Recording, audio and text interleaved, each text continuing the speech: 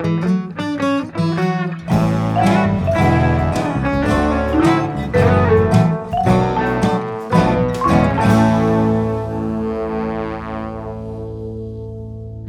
everyone, and welcome back to another episode of Keep It Fictional. I'll be your host today, Mark. Today, we're going to be talking about some of our recent favorite nonfiction titles in very niche subject areas. So, don't expect any Malcolm Gladwell's or celebrity biographies here. We're going to be talking about some things you may not have heard of before, maybe some subjects that you've never even knew was like an object of study, or some interesting historical figures you haven't heard of before. Um, Sometimes we sort of find these things by coincidence, or it could be our favorite niche subject that you want to know more about. So some of our nonfiction books today are going to be kind of along those directions, and whether it's by an academic press, a niche local publisher, or like a mid-sized kind of popular publisher, there's always a particular audience for all these different books, depending on who has created it. Um, so to start today, how about we go to Virginia? All right. As many of my book friends know, I'm not a big nonfiction reader. However, I would say if I were to read a nonfiction, it is likely going to be about some weird, specific thing that only I care about, and maybe this one other person who has written a book about it. So I would say probably niche nonfiction is kind of like the type of nonfiction that I would generally read. And I'm really actually quite excited about my book today because it gets me a chance to give me a chance to check off another title from this author's backlist. Now, we have talked about this author before on this show. Gabriel talked about Horror Store, my favorite IKEA-inspired horror book. And I think Liz might have mentioned the Southern Book Club's Guide to Slaying Vampires in one of the episodes. So I'm of course talking about Grady Hendrix, a pretty popular contemporary horror author. And one of his books, actually, the other book, My Best Friend's Exorcism, has also been recently made into a movie on a streaming service. So you can also go watch that. And it's very clear that he's not just a writer of the genre, but he's also a big fan himself. And so he has written sort of a love letter to his favorite genre. And this is Paperbacks from Hell, the twisted history of 70s and 80s horror fiction. Now, if you are a horror fan and if you love horror, this is pure delight. You're going to want to spend hours and hours just over every single detail in this book. But I would say, even if you don't really read a lot of horror, I think if you love books, this is also really, really interesting read because you can see how a genre developed, and you can just see the trends and how it evolves, and the writers, the illustrators, the publishers, like how all of them come together to create a genre. So I think even if you're interested just in books, it is a really, really fun read. But I think if you're interested in none of that, this book is still going to be worth your time, because if you just want to flip through like hundreds and hundreds of these amazing and amazingly bad covers, just to look at that is totally worth it. And every single time you read something, like I don't know how many times I've turned around to say to my husband, hey, listen to this. And I'm like describing the plot, or like, showing him a cover, and he cares nothing about horror. But it's one of these books that just begs you to share with someone because it is just so funny in so many ways. And as you can imagine, books written in like 70s, 80s, 40 or 50 years ago, from our 2022 point of view, they're going to be questionable in many cases. A lot of the subject matters, you're just going to be like, what is happening? Like, just be warned that you're going to see a lot of things in there that might be slightly offensive, because I don't think those are stuff that you should say in these days. Anyway, so how this all got started, how Grady Hendrix decided to write this book, Paperbacks from Hell, is because at one of a science fiction convention, he was just browsing through all the books that were there on display, and he saw this one book. This is The Little People by John Christopher. And if you're listening to this podcast, go Google the cover, not the cover that they have now, which is just this generic black and white stock photo of a castle, but Google the original cover. And I'm just going to show it on screen here. Oh no, indeed, Fiona. This is This is a book about Bridget Chauncey, who has inherited an Irish castle from some distant relative. She's engaged to some fancy pants lawyer, but she wants to show that, hey, I can also make a living. I can also support myself. So she decided to turn this castle that she inherited into a bed and breakfast. It's opening day. Everything is going well. There's quite a few reservations. She thinks this is going to work. I'm going to show you, like fancy fiance. But little did she know that there are guests at a castle that she didn't know about. In the basement, there are these, the title, there's the title, The Little People. They are Gestapo, they're called the Gestapo cons, Nazi leprechauns. Oh, wait, but they are psychic Nazi leprechauns. Oh, and of course, they are bred from some horrible concentration camp experiments, and they have certain hobbies. They're really into S&M. And they, as you can tell from the scars on their body, and they have also been trained to provide service, especially to human males. So what happens when the fiance show up at the castle? This is so if you discover this book and you've got to ask yourself this question, just like Grady Hendrix is, if this is like this, like that you can find in like some, I don't know, used bookstore in the bargain bin, what other treasures, quote unquote, are hidden in there? And that's why he decided to go find all of them and write a book about it. So Paperbacks from Hell takes you through all the different trends, all the different subgenres that you can find in the horror novels in the 70s and the 80s. And, Hendrix tried to like trace it back to like, okay, what's happened in the world at that point and how those things shape the genre. Like, what are popular and why are they popular? Like, what's happening in the sort of what are the external factors that might impact that? Why is the devil so popular? Well, in the 80s, satanic cults, like everybody is worried about like rock and roll music and the metal music and D&D and everything else that is going to melt your kid's brain and turn them into zombies. Think of the children. So of course the devil is like super popular during that time. Well, there's also the financial crisis, and inflation, and everybody's worried about like, how am I going to find a place to live? Oh, wait, but look at this house on the market. It's so much cheaper than everything else. It's a bargain. It's too good to be true. Yes, whenever you say that to yourself, it's too good to be true, it probably is. So there's a whole ton of like haunted house stories that come about. And during this time, also people are starting to pay more attention to what we're doing to the environment, all the oil spills, like this Clean Air Act. And so, the first Earth Day happens. And so there's a lot more activism happening, but we're spending all this effort protecting the environment. Who is going to protect us from nature? So you got Jaws, of course, in 1974, that, like the book and later turned into the movie that, of course, make everybody, like worry about these big predators. And, big predators, we know, like in The Guardians, in this whole series that has all these people battling wolves and were sharks, and they have to like have an army of dolphins with them to fight against these were sharks. But like we know about the predators, but anything could kill you. You think moths are just going to attack sweaters? Oh no, they can devour humans too. One of my favorite, and I just think it's just like this image, like I was just ridiculous, is a book called Flashbait, and it is about enraged tuna. Like I just can't. I can't. I'm sure they're scary, but like, no.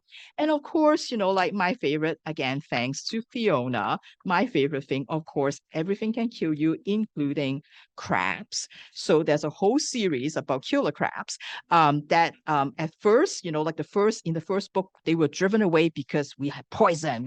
We poisoned them. And so they scuttled away. But then they came back. But this time, because there's all these like people who love animals, and they decided like, that they're going to form a cult around these crabs. And so they treated them as gods, and they will like tie humans to like bridges so that the crabs can have snacks.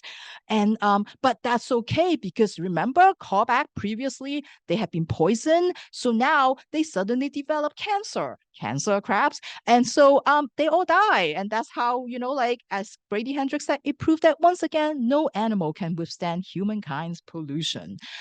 So creepy children, one of my favorite, and at that point, like there's so many different laws changing, about reproduction, about pills, and so birth control pills and all of that. And so there's so many horror novels about like what may happen if you have a baby.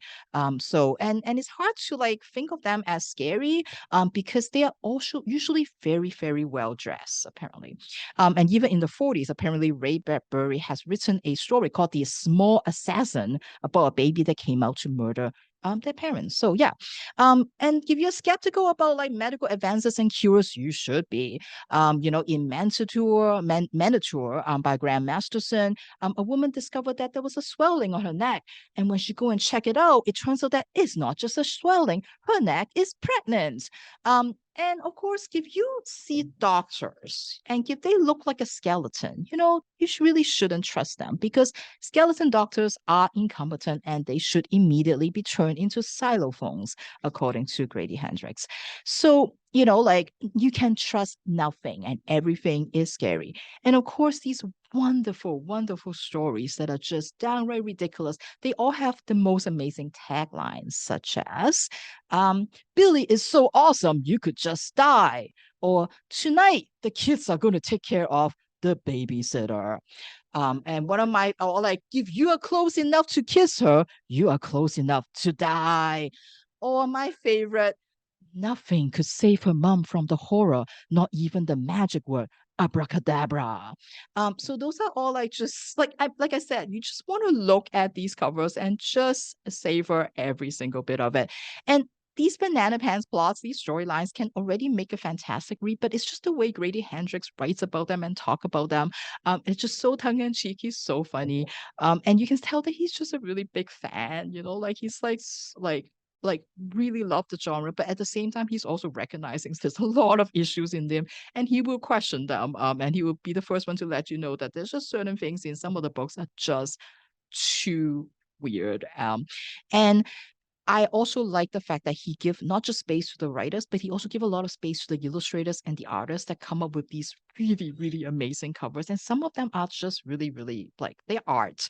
And he talks about how the publishers, because they don't want the illustrators to be too big, so they never put their name on the cover so that they don't have to demand like more pay or anything like that. But some of these covers are just like sort of amazing. Like this is one of my favorite. I don't they actually make the artists actually make a whole sculpture just so that they can like like draw the whole thing out. Like I just it's amazing. And cover is everything for these paperbacks, because you want to stand out among the sea of paperbacks that you see on the shelf. So the publishers try so many different things. They have foil, they add foil to it, they make them holographic. Of course, the die cut cover, like covers that you will find on VC Andrews books. Like it's just everything they can do to make you look at the book. So there are so many of them in there, and they are just like they're treasure. I spent like this is like about 250 pages, but I spent so long reading this because they are just so amazing. Every single detail. We just need to look at this. So if you are a fan of like horror books, paperback from hell is going to exponentially increase your TBR. Not necessarily because you need these quality literature, but just the synopsis of them are so ridiculous and so messed up that you would just be desperate to find these books. And luckily for you, you don't have to go look too much and scour those old bookstores to hunt down these treasures, because a lot of the books in here, Grady Hendrix, after he did the book, he actually helped make a lot of these out of print books back in print again. So you're able to buy them in, like on some of the online bookstores that you'll be able to find. So it's glad to see that you can, another new generation of horror readers can enjoy these books again. So yeah, I love this book. I had so much fun with it. And there's just so many great things in here. So I hope you will also pick this up. Like just even just to flip through the covers, even if you don't care about horror. So this is Paperbacks from Hell: The Twisted History of 70s and 80s Horror Fiction by Grady Hendrix. Thank you, Virginia. It certainly was a unique collection of works. I'm sure the people are going to want to track some of those down now so they can get a better idea of just how horrifying some of those really are and give themselves some nightmares, perhaps even in the process. Um, I think I will go next because Virginia just talked about a book about books, and the book I'm going to be talking about is also a kind of book about books, but it's a very different kind of set of books because this is Atlas of the European Novel 1800 to 1900 by Franco Moretti. Um, and Moretti is a literary theorist and scholar of the novel and the emergence of the novel as like a literary form in classical Europe. His work approaches the novel not only as like a literary or artistic work, but also as a social and historical product of its times.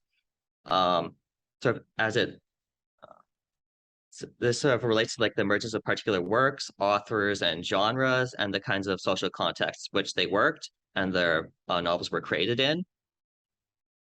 He's taken a variety of bold and unique approaches to studying novels, from creating tree diagrams to chart the diffusion of the novel form around the world, to creating network plots of connections between characters in a work to determine the centrality of each character to the overall plot and sort of connections between the characters in the work. Um, in more recent years, he has founded the Stanford Literary Lab, where they use large amounts of digitized works from print and digital sources to do large scale analyses of plots, themes, and structures of works. And this recent interest has stemmed from his interest in analyzing novels outside of the canon and getting a clearer look at the totality of all the literary work, as it isn't really possible to clearly or closely read like tens of thousands of novels. Usually, when you look at literary scholarship, it's just focused on like a very small number of canonical works because in order to closely read these works, you have to spend a large amount of time.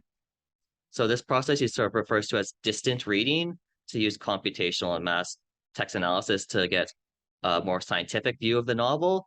But in this particular book, Moretti was interested in using maps and charts to approach the question of how to look at books, their place of production, and comparing them across time and country to see how the different narratives um, let me restart that to show how narratives have used geography and the movement of characters in certain places as part of their work.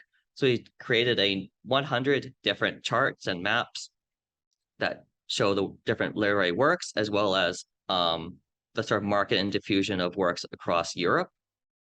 Um, he also wanted to create these maps as a way of trying to look at old and familiar works and old and familiar questions in literary scholarship in a new light.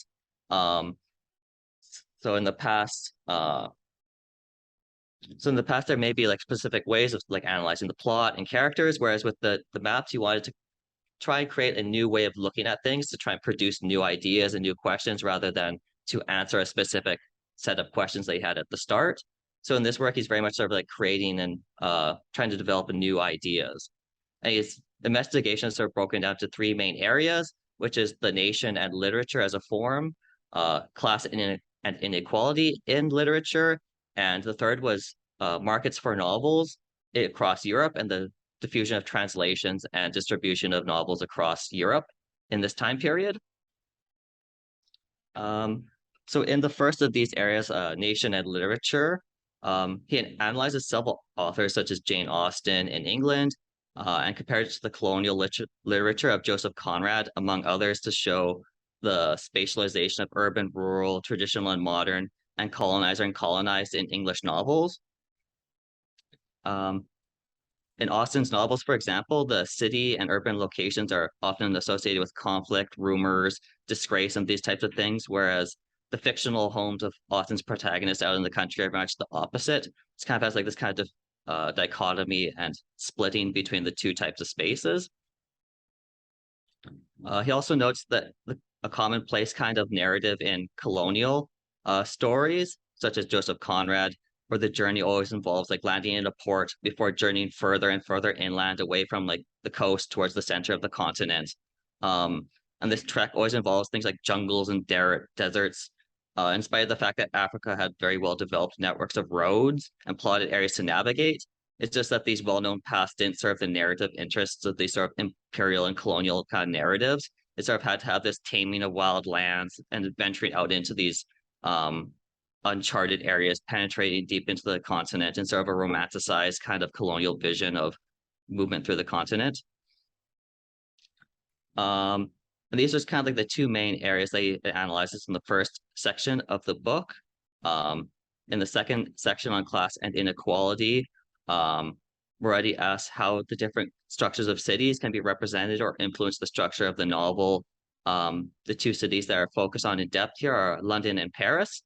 And to Moretti, the exemplary writer of London was Charles Dickens, where he also makes reference to Conan Doyle and some of the other authors who wrote extensively about London, while Balzac is his exemplar of Paris, with additional reference to Zola and some of the other realist novelists of the time. Through examining some of the movements of characters across locations and neighborhoods of these cities, Moretti compiled a number of maps and charts showing their movement throughout the city, the neighborhoods that they're in, and what kind of events occur in each of these places. He also focuses on the representation of class and class differences, as well as the sometimes total lack of representation of different social classes. For example, he sort of talks a bit about a genre of novels in England called silver fork novels, which aren't really well known anymore, but actually were quite popular for a period in the 19th century, and were essentially about these kind of semi-satirical, but also kind of serious representations of like a more upper class bourgeois sort of part of the city that's kind of was meant to model kind of their behaviors and patterns and things like that. Although these novels aren't very well known anymore, it's kind of interesting to see that kind of mention of a genre that no longer really exists. So I found that kind of interesting as well. And so in each of these types of both in Paris and London, he sort of tries to make an argument about how the city is represented in these kind of different divided and interrelating kind of ways, and how that differs from the actual reality of how those cities were actually structured and were sort of understood at the time by many different people. And just in the third and final section on literary markets and sales, it sort of focuses much more on the actual books as products that were distributed throughout space and time, as opposed to like a specific kind of like artistic work with characters and plot and things like that. It utilizes aspects of political economic theory to sort of show how there's like a core set of countries that dominated the European novel market at the time, that exported many of its novels and imported very few. And in this sense, we're kind of like the dominant countries of the time. I sort of compares this to the way that Hollywood movies were at the end of the 20th century into the early 21st century, how this genres, forms, characters, and things like that were widely diffused, whereas very few types of other types of novels from other countries and different genres didn't get diffused quite as extensively. And he particularly focuses on France and England as the kind of core countries that exported extensively, whereas some other smaller countries such as like Romania and Poland had very little influence outside of their home markets, even though their literary works were just as developed and just as sophisticated as the ones that were present in other countries, because France and Britain had a sort of more dominant narrative, and some of the most popular novels, such as Dumas and Hugo, were from these kind of France and other countries like that, whereas the novels of these other countries were very much ignored across the continent for the most part. So in those sort of three broad areas, I've sort of tried to just like quickly sketch out without providing any of the details, because that would take far too long to sort of get into the nitty-gritty of that. I found Moretti was quite interesting in his use of charting different movements of characters, different places within the novels, as a way of trying to thinking about how novels actually formed and structured, because you may not necessarily think of like the different places in a city as being important to the plot or narrative or related to anything more than just like a convenient place to place the characters. But I feel like he shows that there's actually a lot more to space and geography in literature than there has typically been recognized, or you may not really think about as like a casual reader. So I found that kind of interesting to learn more about in his work. And I'd also like to mention the book is published by a publisher called Verso, which is a large a nonfiction publisher based in England that has produced a lot of these kinds of interesting literary and political kind of economic analyses of literature and things like that. So it's definitely a publisher that is worth checking out as well. And so if you like uh, literary theory or just trying to think about a novel in a new and kind of unique and different way, then you may also like The Atlas of the European Novel by Franco Moretti. Okay, I think we can turn to our existential question for the day now. Um, and I was wondering from all my book friends, if there was like one subject that you're kind of like obsessed with knowing more about, or there's something that you've always known a lot about because I have a particular interest for it, or you want to know more about it, what would that subject be?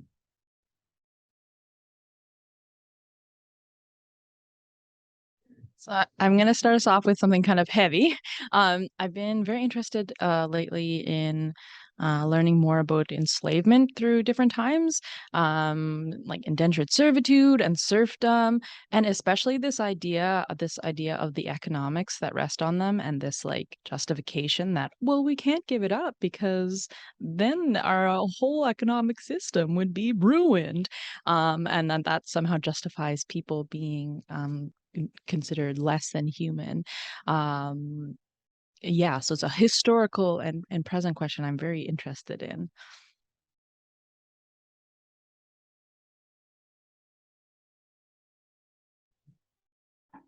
I guess I will go next.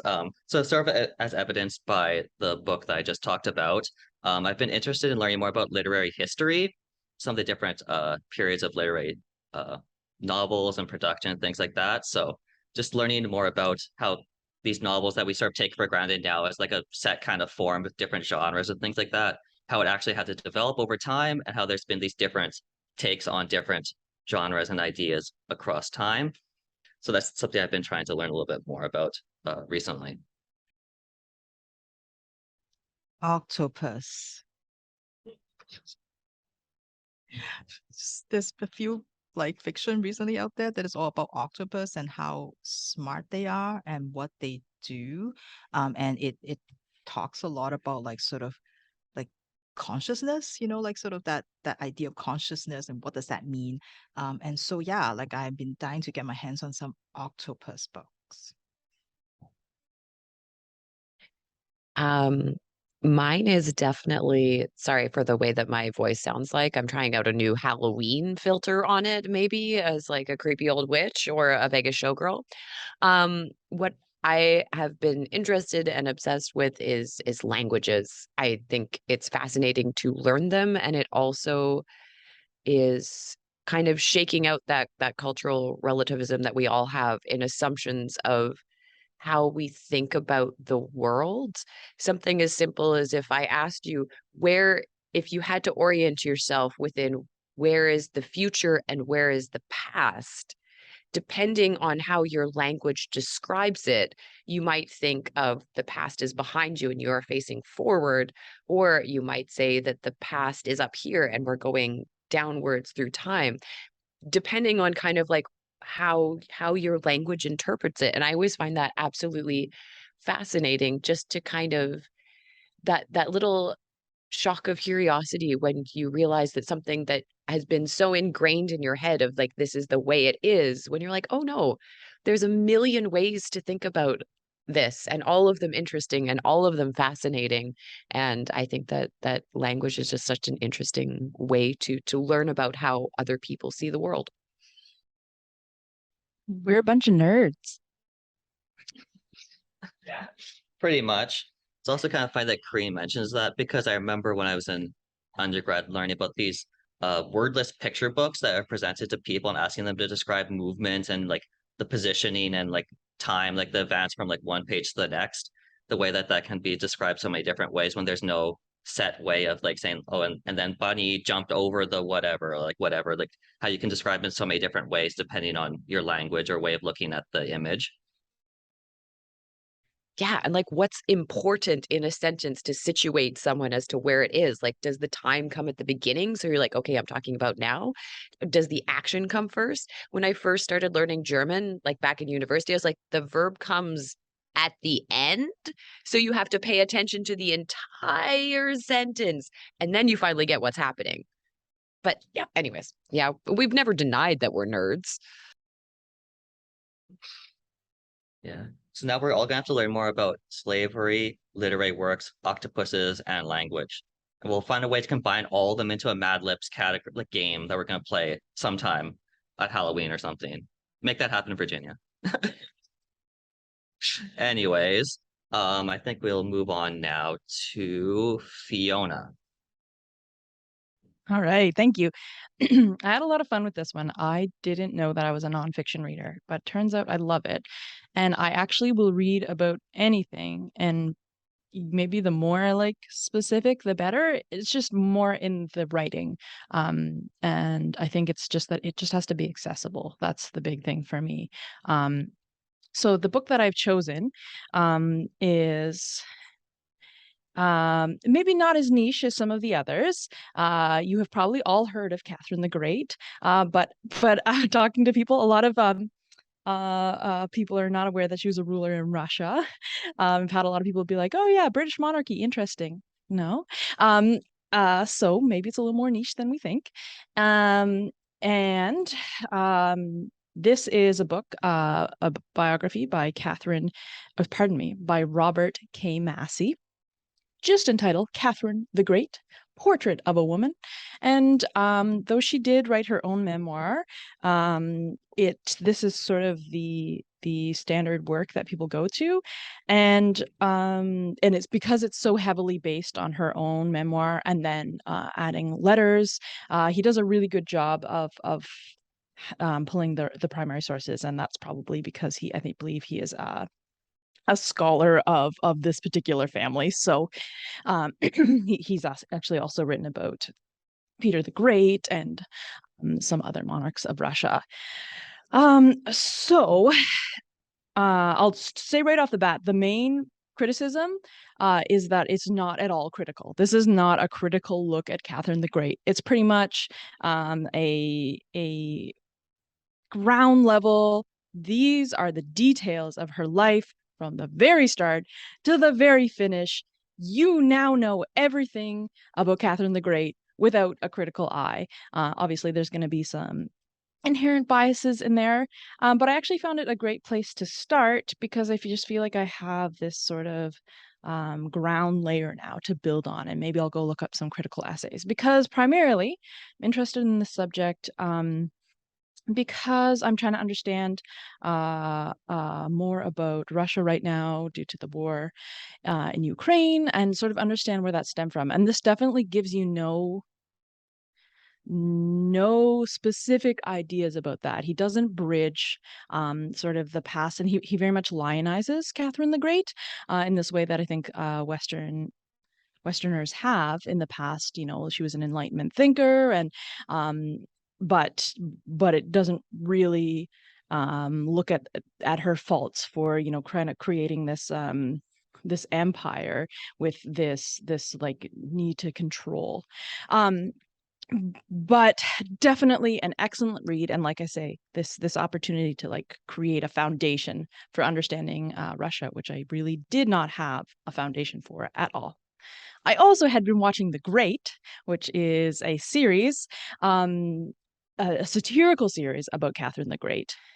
And I enjoyed it very much. And now I hate it because I'm like, wow, where did all of this come from? This is all like just ridiculous fiction that ignores such like big giant things that would be like no problem to interpret in fiction. Like um the the monarch, when Catherine comes to Russia, is actually Empress Elizabeth, and that is ignored in the show. So that was my biggest thing. She's just sort of like the kooky aunt, but it's like no, she was the empress. So Catherine's life in Russia begins at the age of 14, when she is spirited away um, for a betrothal to this weird little boy, Peter the Third, Peter the First, Peter the Third, Peter the Third. Yes, that's right. Um, and Catherine has this incredibly ambitious social climbing mother who this is like her ideal scenario. She's always kind of been above her station. She's always wanted to marry off her all of her daughters to important people. So she's very excited about this, and she travels with Kathryn and meddles in all of the business, and takes this opportunity to sort of like make herself important.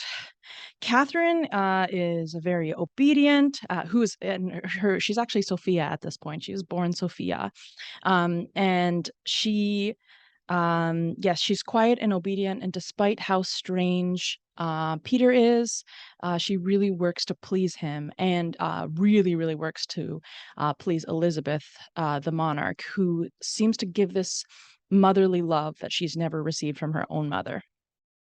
But Kathryn definitely has her own ambitions. All of this obedience, willingness to learn everything about Russian culture, please Peter's weird obsessions with the Prussian. The Prussian army. Peter's super obsessed with the Prussian army, and he has all of these toys that she's the only person that says, sure, like I'll play this make believe game with you, like and it's all for her own gain. It's all because she is also incredibly ambitious, and certainly the book makes it seem like, from a young age, she's thinking, where can this get me? So her childhood, like her adolescence, I guess, because she's so young when she's betrothed, is messed up. Oh my goodness. There's definitely, the beginning of the book is like a lot of like weird interpersonal, like scarring experiences. And I don't doubt that is specific to the Russian monarchy. So Elizabeth is very generous towards Kathryn, but she's also extremely controlling. And Peter, like I said, is extremely odd, a very, very odd boy. And not surprisingly, because he has been controlled by his aunt. He's been taken away from his home country and sort of just transplanted here. Like, you're going to become the new monarch when I die because I've had no children, but I'm not going to prepare you for that in any way. And so he finds these other outlets, which is this obsession with the Prussian. With the Prussian army, which is awkward because they're at war with Prussia.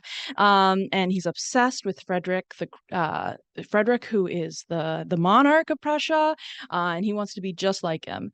And yet, like, Elizabeth is not going like, maybe this could be a problem. She's just like, no, like, whatever, just stay in your quarters. You're not allowed to leave your room.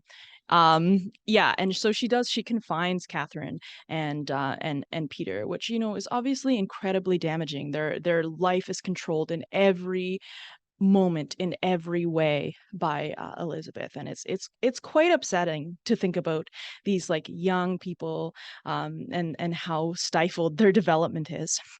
Kathryn really finds solace in books and in learning, and that comes to help her later. So her husband, Peter, actually ascends the throne, and then their marriage really, he becomes vengeful against her.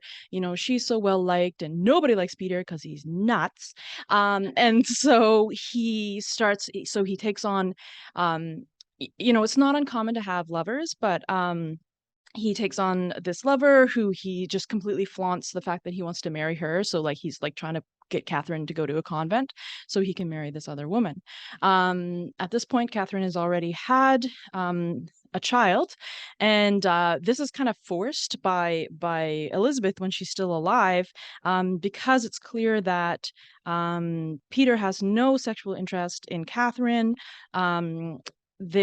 She's like, Elizabeth is like, okay, then we've got to find you a lover because we need to like secure the monarchy. So is this whole like just these things that you think that would be really a problem if like your successor had no actual relation to you, but it's fine, it's all good, go have a lover, get pregnant, we'll say that they're the heir to the throne, it's fine.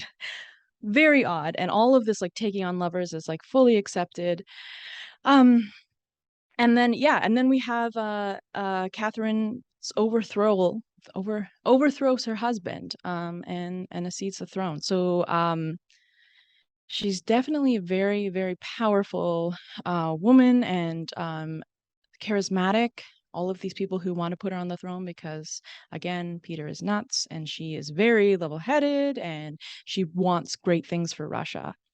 Um, there is this whole period where, you know, she takes on Enlightenment thinking and she does so much to try to improve Russia's situation, creating hospitals, um, creating schools. There's this whole when she's reigning, there is a plague. She goes through all of these really difficult times, and there's this whole section on immunization, which was really interesting. She's in Russia, she's like, you know what, do it to me, and then everyone else will follow. But of course you still get people who are protesting, which is very interesting. There's this whole incident where people don't want to get immunized. They think that's bad, and they think it's better to go kiss this big religious statue, and that's going to fix them. But of course, this thing that they're kissing becomes this like widespreader. And then this priest was like, well, I'll take it down because I know it's bad and I'm a priest, so they won't be mad at me. And then the mob murders him. Um, and she has to deal with all of this as monarch.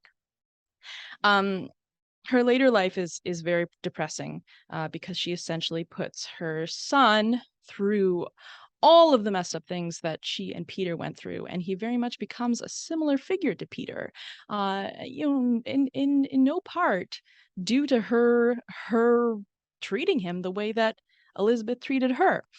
So it's very interesting just the way she's this lionized figure, but she's obviously an end. Just ends justifies the means. She says she doesn't want war, but then she starts a war to Okay, I've got one more anecdote from the book that was really, really interested me. She starts this war in Poland because she's upset that I think it's the Protestants maybe who are being religiously oppressed, which is like great, yeah, that's fair. You should try to save them, but then like ends up creating this giant war with Turkey, and they like decide to split up Poland. And she puts her ex on the throne in Poland because because it's a king, but it's like an elected king, and he's like, oh, like, babe, I want to get back together, like, I loved being with you, like, let's do it. And she's like, no, I need you to be the king of Poland. Sorry, no choice, this or like exile. Like, that's just the way she does. She has absolute power and she uses it. Just a fascinating figure. And throughout we learn about Diderot, and there's a really great section on serfdom and all of these things of the time, woven around the story of Catherine the Great. And for me, that is how I learn history. I learn it through figures, through people and biography. And like I said, despite this being like from an academic writer, it's very accessible, despite lacking, or maybe because it's lacking that critical eye. So for me, it's an opportunity to just have more. I just want to fill in all of my gaps now that I have around this history and around this person. Highly recommended if you watched The Great and you were interested in the time, because now you can feel superior and point out all of the problems. Definitely if you're interested in monarchy, if you do kind of gravitate towards the like, those people are really messed up and I enjoy reading about it, you are gonna get some gems here. They are odd circumstances. And it's definitely spurred me on to wanting to read some more history. If anybody has recommendations for, authors who make history accessible and palatable, I'm really, really looking forward to some more niche nonfiction.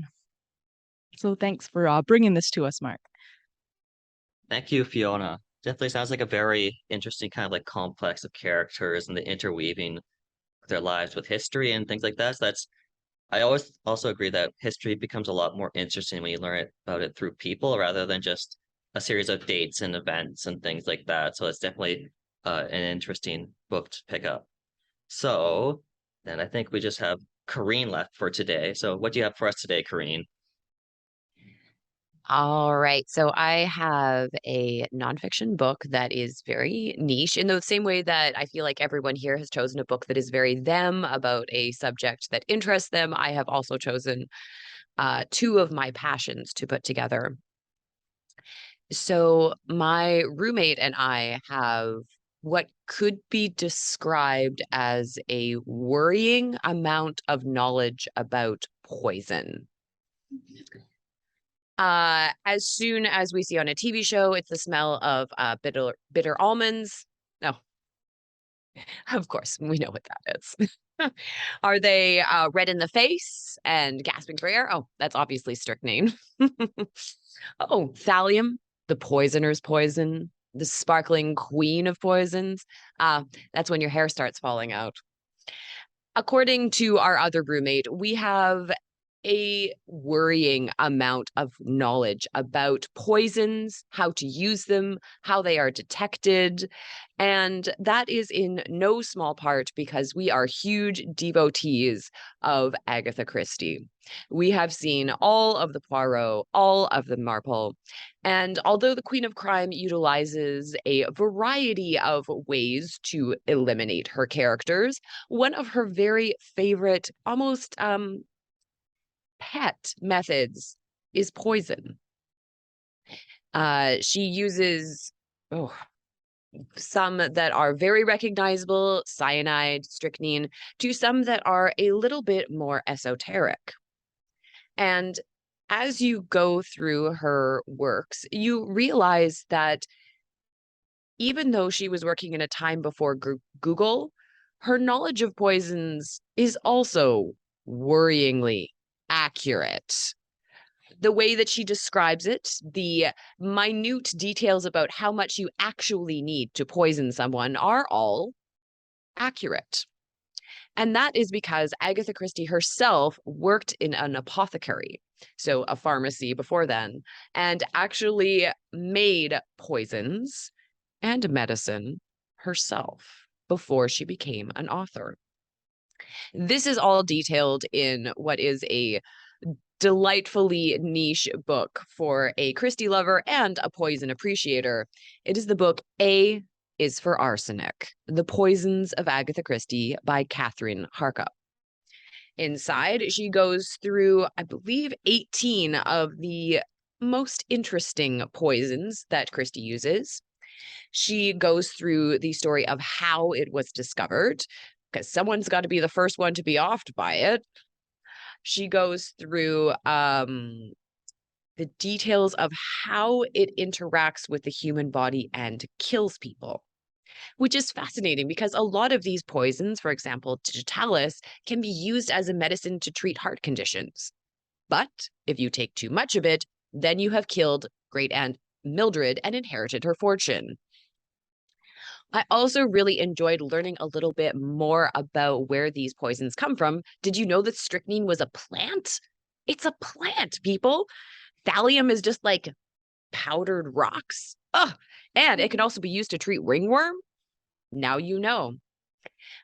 She also details whether there is an anecdote. So if you happen to feel that your husband is out to get you and slips you a little something before bedtime and you start feeling kind of ill, you can quickly leaf through this valuable resource and find out whether you're going to make it or not. The book also details real life cases of when these poisons were used, so there's a little bit of a true crime element. And it also describes the book in which Agatha Christie uses this poison and how it is used in the novels. I believe that one of my favorite was a poison that I didn't know very much about, which is eserine. And in it, she shares an anecdote from missionaries writing in West Africa, where they used to have the ordeal bean of old Calabar. Now, because this is missionaries writing about Africa, you can take it with a grain of salt. However, this was poison used as a trial method. So, if someone was accused of murder or theft, they would be given either a glass or a bowl of Calabar beans. These, of course, being extremely poisonous. If you ate the beans and survived, you were obviously innocent. If you ate the beans and perished, well, you were guilty and the execution was conveniently taken care of. However, there is fascinating science behind this in that if you were guilty, you are likely to chew them more slowly. You would take small sips, hoping for maybe a reprieve, maybe that there would be a last-minute piece of evidence that would come in, and the poison would then be able to slowly seep into your system and kill you. However, if you were innocent and you knew you were innocent, you would take the jar of beans, gulp it down in one go, and the beans would remain whole in your system, making it harder to digest them all at once, as well as because it would be all at one time, your system getting all this poison, you'd likely throw up, and that would save you. So probably not going to be implemented as an alternative way, but very, very interesting. So this is a fascinating look at chemistry, at history, at true crime, of Christie's literary prowess. One of my other favorite parts of this book is at the back, there is an appendix, who doesn't love an appendix, which goes over all of Agatha Christie's books and short stories and details the method of murder. So you can go through and see all of the very curious and interesting ways that Christie dispatched her characters over the year, some of them a little bit more outlandish than others. So if you are a Christie fan, if you are interested in true crime but looking at it from more of a historical and chemical point of view, then you could absolutely pick up this very fun read. A is for Arsenic. Even if you feel like you might know all the things about poison, there might be a few things that will surprise you. Thank you, Kareen. So now we know if we ever have any poison control concerns, we know who to ask questions about. So I'd like to thank all of my book friends today who are sharing some very interesting nonfiction reads with us. Virginia, Fiona, Kareen, I'm Mark. Thank you for listening, and we'll see you again another time. Bye.